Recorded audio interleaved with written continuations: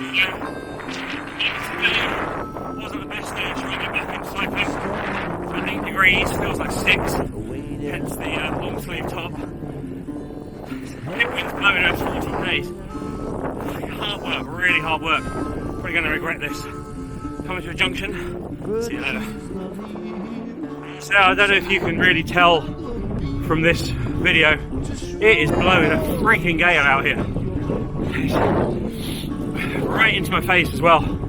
I mean, put it this way, best I could probably do is 20 odd k's anyway. And with a 40k wind in my face, I'm almost going backwards.